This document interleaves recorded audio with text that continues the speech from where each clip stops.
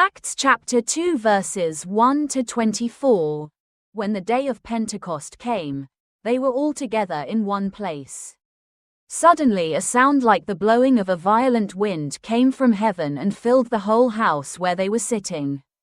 They saw what seemed to be tongues of fire that separated and came to rest on each of them. All of them were filled with the Holy Spirit and began to speak in other tongues as the Spirit enabled them. Now there was staying in Jerusalem God-fearing Jews from every nation under heaven. When they heard this sound, a crowd came together in bewilderment, because each one heard their own language being spoken. Utterly amazed, they asked, "Aren't all these who are speaking Galileans? Then how is it that each of us hears them in our native language? Parthians, Medes and Elamites, residents of Mesopotamia, Judea and Cappadocia, Pontus and Asia, Phrygia and Pamphylia, Egypt and the parts of Libya near Cyrene, visitors from Rome, both Jews and converts to Judaism, Cretans and Arabs. We hear them declaring the wonders of God in our own tongues."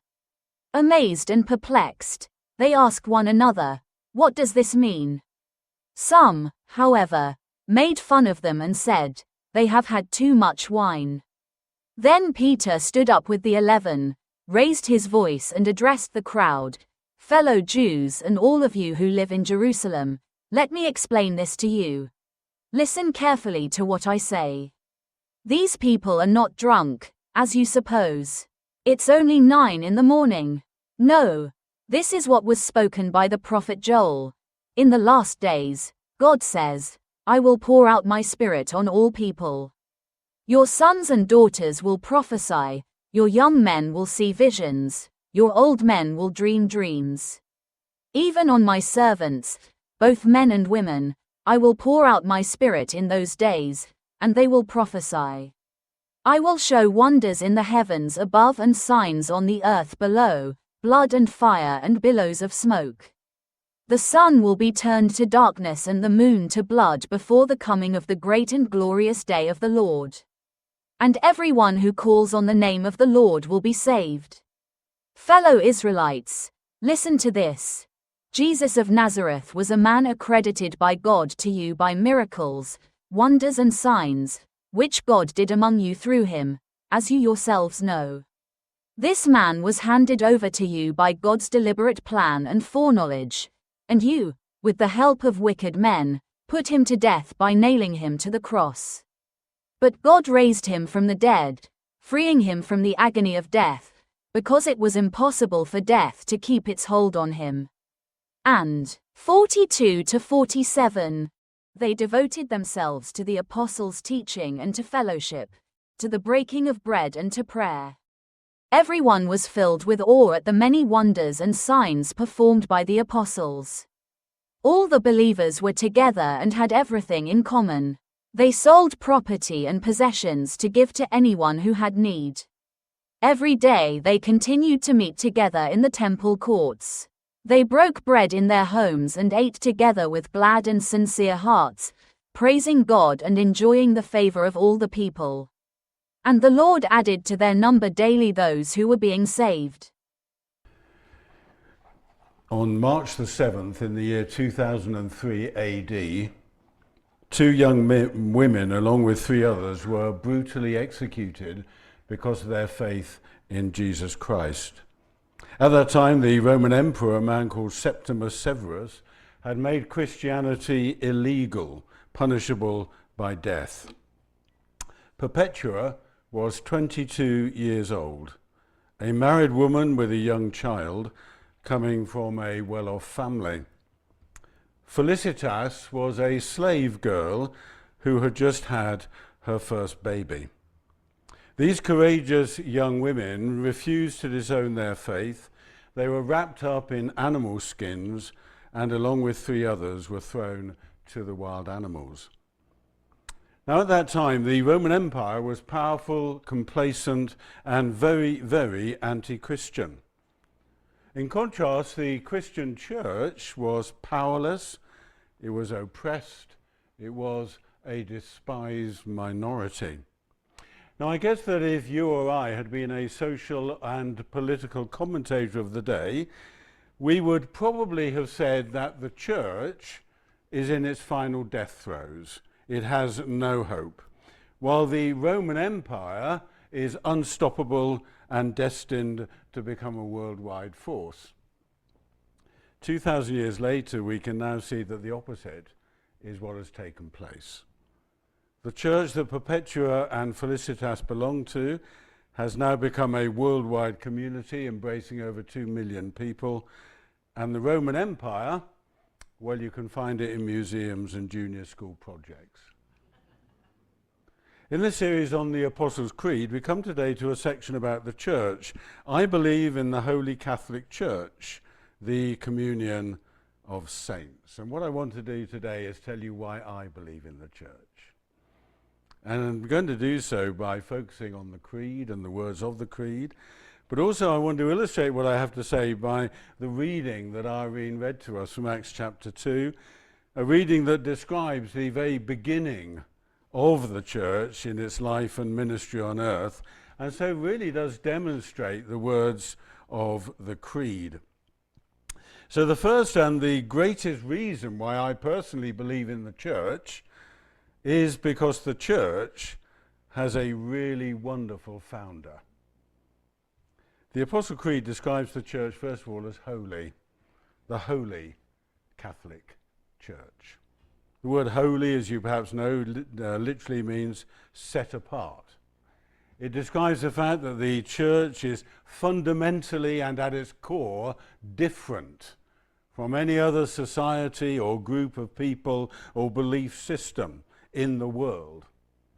What makes the difference between the church and everything else? Well, clearly it is the presence of Jesus, the founder of the church and the continuing upholder of the church. And in for the very first sermon that was ever preached by a member of the church, Peter, he actually, in his message, he focused entirely on Jesus. And what does he say about Jesus? Well, let me illustrate this by sharing with you one of my favorite nativity stories. A small boy dressed as a wise man was supposed to bring his gift to the manger and say, "I bring gold, fit for a king." However, when he got to his part, he completely had a mental block. He looked at Jesus and he said, "My goodness, doesn't he look like his father?" Now, had he known it, of course, that was an extremely profound statement, and is one that the Apostle Peter would have agreed with 100%. You see, Peter began his speech on the day of Pentecost by referring to the fact that God had promised his Spirit to come through the prophet Joel, and his Spirit would come upon people. But having made that initial point, he then focuses the very heart of his message on Jesus. Acts 2, verse 22, fellow Israelites, listen to this. Jesus of Nazareth was a man accredited by God to you by miracles, wonders, and signs, which God did among you through him. My goodness, doesn't he look like his father? Yes, he does. Peter makes the point that Jesus revealed the love, the care, the compassion of his Father. He touched blind eyes. He forgave sinners. He healed people with leprosy. He raised a dead child. He offered comfort to a grieving sister. And having made that point, Peter then goes on to describe the agonizing death that Jesus went through, and how he then defeated death as he burst out of the tomb, alive and victorious. And here we see, don't we, how Jesus, what does he do? He embraces the whole realm of human experience. He knows what it is like to face the very worst that can happen to you in terms of betrayal, hatred, false accusation, physical humiliation, and death. But he also embraces the very best, the most joyful experiences of new life, reunion with loved ones, victory. In just a few words, Peter points us to Jesus. and all that Jesus has done and all that Jesus is. It is an amazing, and it's I think a really wonderful description of Jesus, the founder and the continuing head of the church. Now, I wonder if Peter, when he said these words, was thinking about some words that Jesus spoke to him. In Matthew 16, verse 18, where Jesus said, I tell you this, you're Peter, and on this rock I will build my church. On the day of Pentecost, Peter focused on Jesus because he knew that Jesus was the one who had founded the church, who was building the church. He was the one to whom the church belonged. Now, this is the first and greatest reason why I love the church and why I believe in it. It is that the church was not founded by a committee. The church does not belong to us. It does not belong to the deacons. It does not belong to the church members. It doesn't belong to anyone else. It was founded by Jesus, and it belongs to him. He built it, and he continues to live within it. And we have the most wonderful founder, don't we, that you could ever imagine. One who shows us what the eternal God is like. One who cared deeply about ordinary people and was willing to be involved in their lives. One who understands the whole realm of human experience, what the whole range of human life is actually like. And one who, having been publicly executed, defeated evil and the grave and is alive forevermore. It's the place of Jesus within the church that makes the church something worth believing in. The second reason why I believe in the church is because the church embraces people of every type and every background. Having described the church as holy, the Apostle Creed then goes on to describe it as Catholic. It is the Holy Catholic Church. Some of us who are Baptists probably struggle with this. Why doesn't it say the Holy Baptist Church? Well, we need to recognize, of course, that the Creed is not talking here about the Roman Catholic Church. The word Catholic means universal or worldwide. And this is a very important aspect of the church, in that it includes people of every nation, every race, every background, every social standing are united together in the Catholic, the universal, worldwide church. Now, in Genesis chapter 11, we have a very sad story of the Tower of Babel, or Babel, as I think perhaps we should pronounce it. The people who were not content to worship God decided they wanted to build a tower, one, they said, that reaches to the heavens. And they did so, they said, so that we may make a name for ourselves. And as a result of their arrogance, God scattered the people and he confused their language, hence the name Babel. And so it was that human history became the history of people who were scattered, who were separated from one another.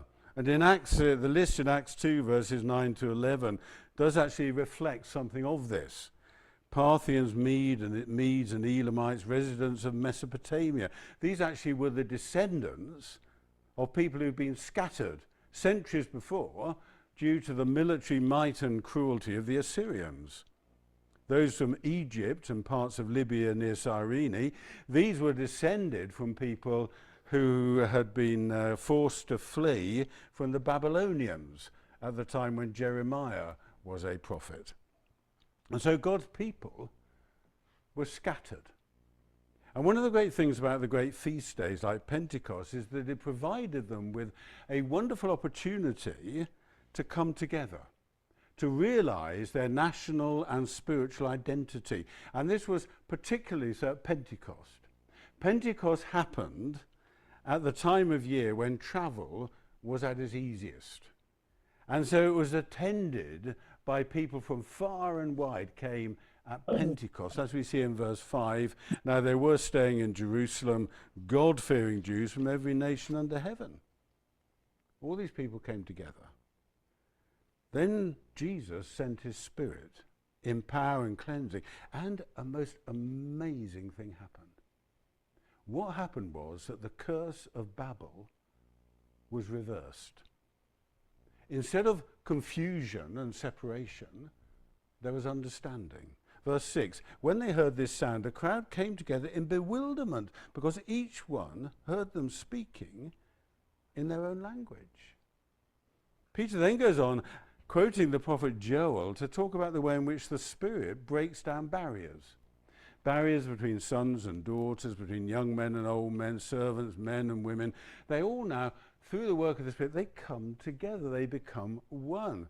So the day when Jesus sent his Spirit and the church began its ministry, saw the barriers of age and gender, status and nationality, the barriers that so easily divide and separate people from one another. These are broken down as Babel is reversed. And the Apostle Creed allows us to celebrate that amazing truth. I think I've shared this experience with you before, but I want to do so again because for me it illustrates why I believe in the universal worldwide Catholic Church. In 1987 I had the privilege of visiting Zaire, or Congo as it was called, as the church gave me a period of sabbatical study.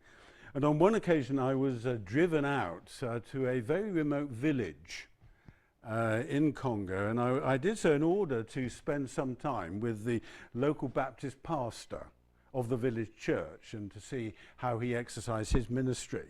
And as we neared the village, I noticed that a huge crowd of people had gathered on a flat piece of earth, and they were singing and they were waving. And I said to my companion who was driving me, "What on earth's going on here? We have arrived in the middle of something. What is it?" And he smiled and said, "Oh, you'll see." And as we arrived, I realized that the celebration was to mark my arrival. I couldn't believe it.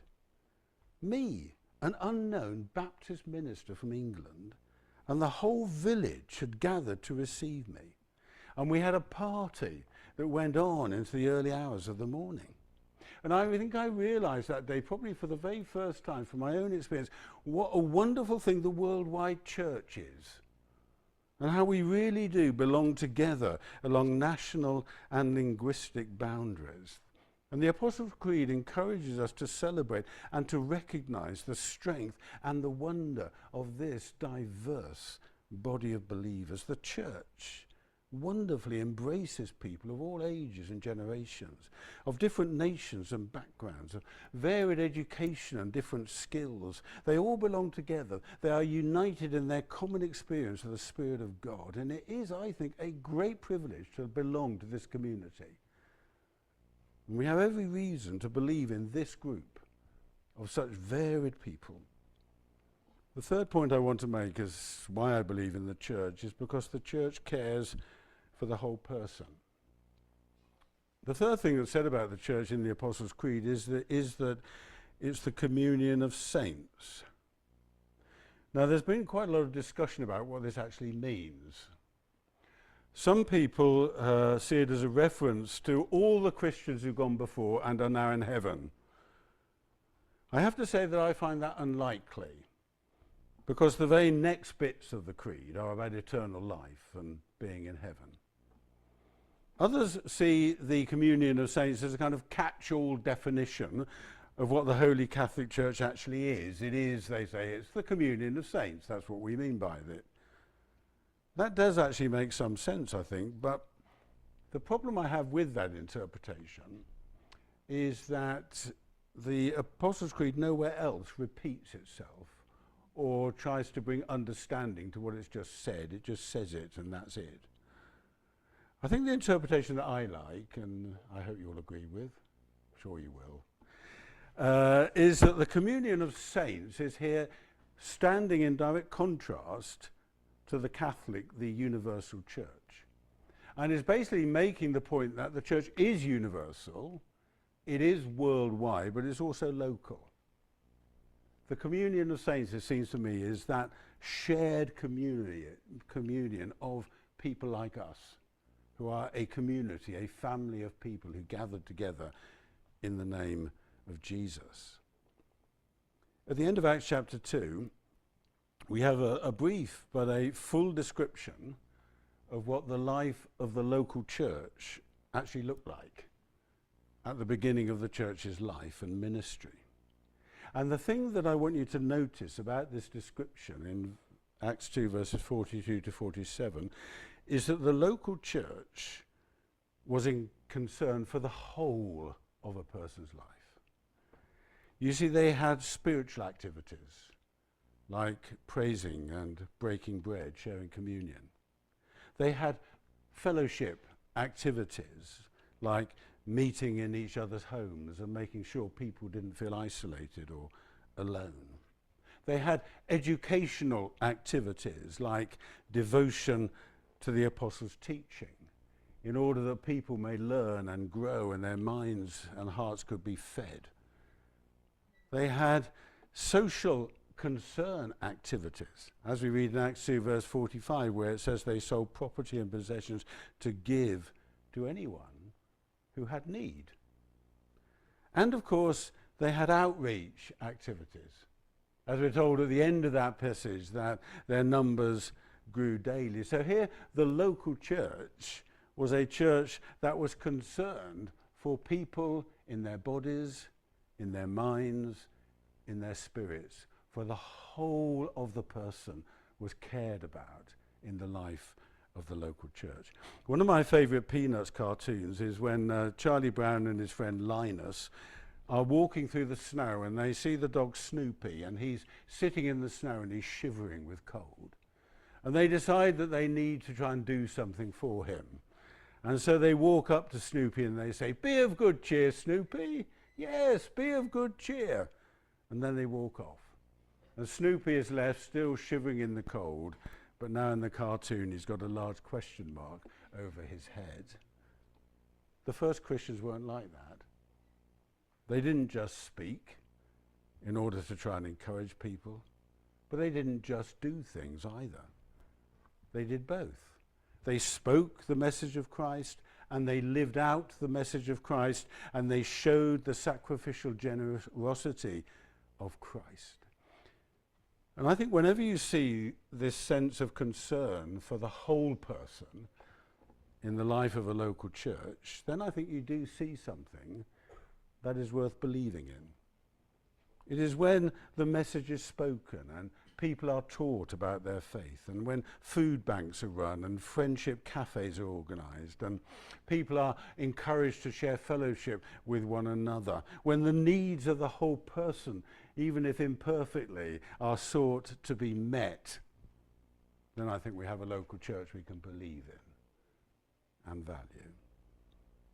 Now, you may be interested to know that the Bible Society has very recently published a report entitled The Quiet Revolution.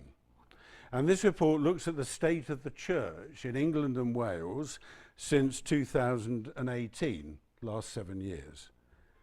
And the results of the research they've done are really quite startling. And as I come to the conclusion of what I want to say about the church, I want to read to you parts of the summary of this piece of research. It says this: in churches across society, something amazing is happening, challenging long-held predictions about the future of Christianity in the 21st century.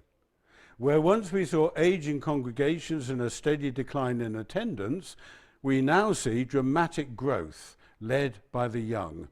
Where once we saw apathy and even hostility to Christianity in the Bible, we see increased openness, again, among the young.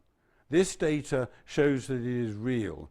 For the first time, this is not just anecdotal, but is demonstrated in the latest results of a large, robust, and nationally representative population study that has tracked the religious attitudes and behaviours of England and Wales since 2018.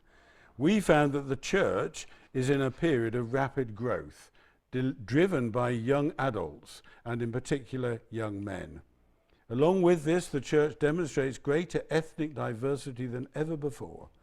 Both within and outside the church, young adults are more spiritually engaged than any other living generation, with Bible reading and belief in God on the rise. It is also changing communities, with churchgoers more likely to feel a connection to their local area and get involved in social engagement activities. Challenges remain for the church, but its reality can no longer be denied. The whole report is actually quite long. It's worth reading if you have time. It goes into much more detail than just that summary, but I think it's really good to know that the church that began its life 2,000 years ago continues to grow. This church will never be destroyed. Why? Because it belongs to Jesus. The Apostles' Creed, put together many, many centuries ago, still gives us things that we can really believe in. And for me, the existence of the church is something to rejoice in and something to celebrate. The church is holy because it has the most wonderful founder, Jesus Christ, who revealed the loving heart of God, who faced and experienced the whole range of human life, but overcame and is alive today, working within that body that belongs to him. The church is Catholic. It is a worldwide community of people, embracing those of every age and background, of differences in language, culture, experience, education, and outlook.